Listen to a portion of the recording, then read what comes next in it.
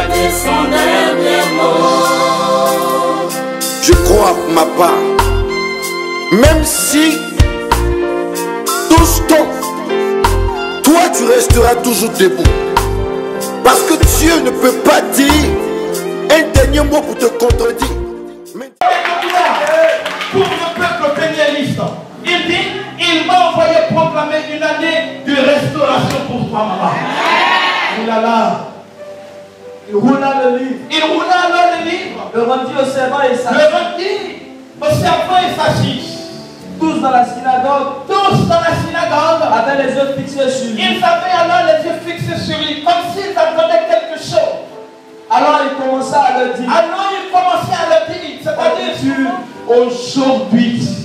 aujourd'hui, cette écriture est accomplie pour vous qui l'entendez. Est accomplie pour vous qui l'entendez.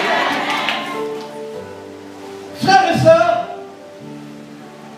aujourd'hui, regardant la télévision, écoutant la radio, et même jetant un regard sur les journaux, nous nous rendons compte que le monde dans lequel on s'y trouve tous est un monde qui est en perdition.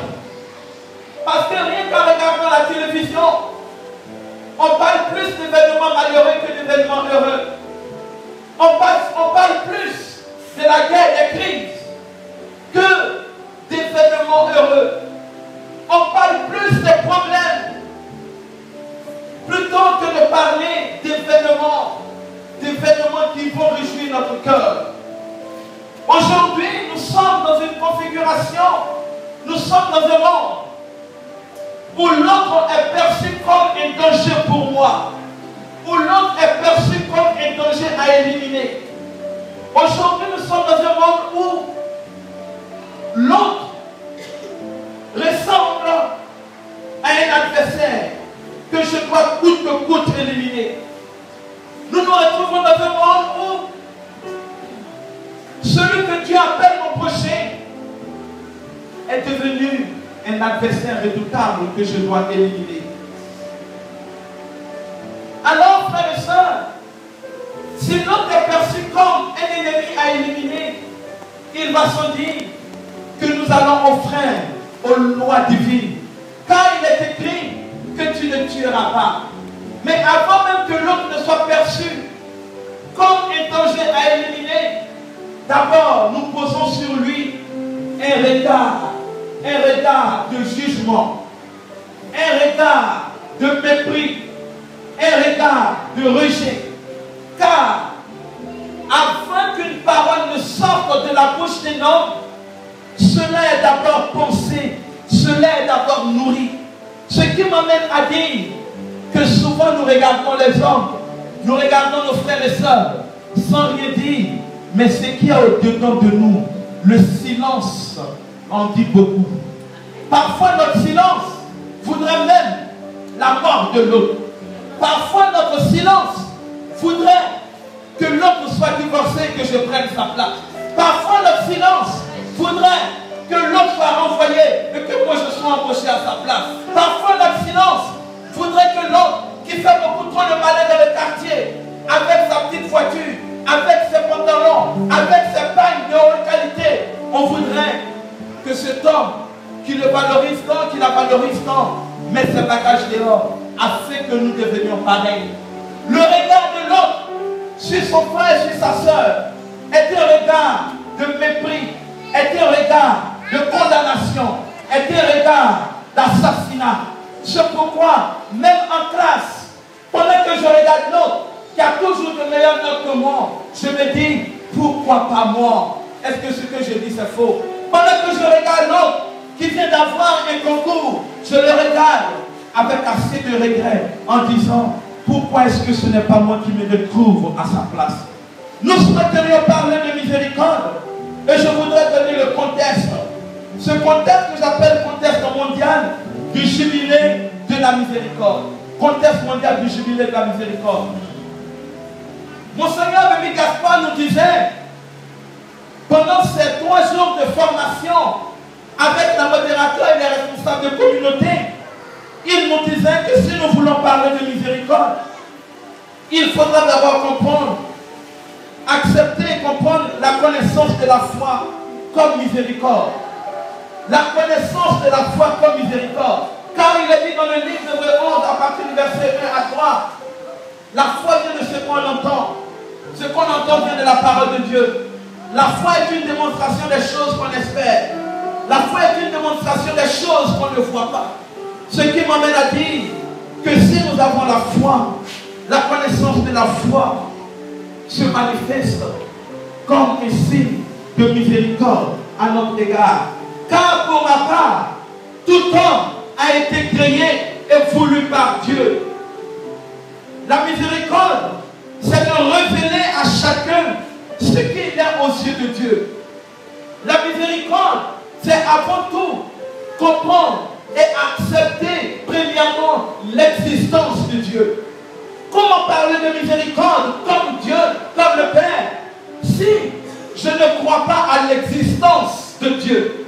Or, rien qu'en regardant le monde et tout ce qui a été créé, je me contrefiche de ce que peuvent penser les scientifiques qui vont nous dire que le monde est sorti de nulle part, qui vont nous dire, qui vont nous donner des enseignements assez courants et assez logiques. Non, je n'entre pas dans cette démarche. Mais pour moi, il existe un Dieu créateur qui a créé le ciel et la terre. Il a créé tout ce qui existe dans le ciel et il a également créé tout ce qui existe sur la terre. Tout homme a été créé et voulu par Dieu. La miséricorde révèle à chacun ce qu'il est en Dieu. Ce qu'il est en Dieu. Cela m'amène à dire encore que je ne suis pas une erreur de la nature. Tu n'es pas une erreur de la nature. Nous ne sommes pas des erreurs de la nature. Quoi qu'on veut te faire penser, te faire accepter, je voudrais que tu rejettes cette terre selon laquelle tu es une erreur. Tu n'es pas une erreur, tu as été voulu par Dieu. Tu as été voulu par Dieu. Bien-aimés dans le Seigneur, la miséricorde nous amène à découvrir et à comprendre la vie comme projet de Dieu. Dieu a voulu que tu sois, alors tu as été. La Bible dit, Dieu a voulu que le ciel soit, et Dieu a créé le ciel. Dieu a voulu que la terre soit, et Dieu a créé la terre. Dieu a voulu que Steven soit, et Steven a été. Dieu a voulu que tu sois, et tu as été. Il faut comprendre les choses de cette manière, de sorte que nous puissions comprendre et accepter en plus profond de nous-mêmes que nous ne sommes pas une erreur de la nature, car la miséricorde rend possible l'existence sans aucun mérite de Dieu de notre part. Nous ne méritons pas d'être nés, nous ne méritons pas d'être là, et pourtant nous sommes là. Qu'avons-nous fait, frères et sœurs? Qui d'entre nous ici présents peut dire qu'il mérite d'être là? Qui d'entre nous ici présents peut dire qu'il mérite d'être assis ici et d'entendre la parole que je suis en train d'annoncer? Qui peut penser qu'il mérite d'être en 2016 alors que d'autres sont restés en 2015? Oui, la miséricorde, c'est rendre grâce à Dieu, le louer pour ce que nous sommes. Rendre grâce à Dieu, le louer pour ce que nous sommes. Qu'est-ce que je suis? Qui je suis? Comprendre la vie des autres. Qui est l'autre? Qui suis-je? Suis-je une chance pour mes frères et sœurs? Ou suis-je une malédiction pour mes frères et sœurs? Suis-je une chance pour l'Église? Ou suis-je une personne qui est venue pour dénaturer l'Église? Qui suis-je? Qui tu es, bien-aimé dans le Seigneur? Qui sommes-nous? Quelle est notre identité réelle? Quelle est notre valeur réelle? Qui sommes-nous?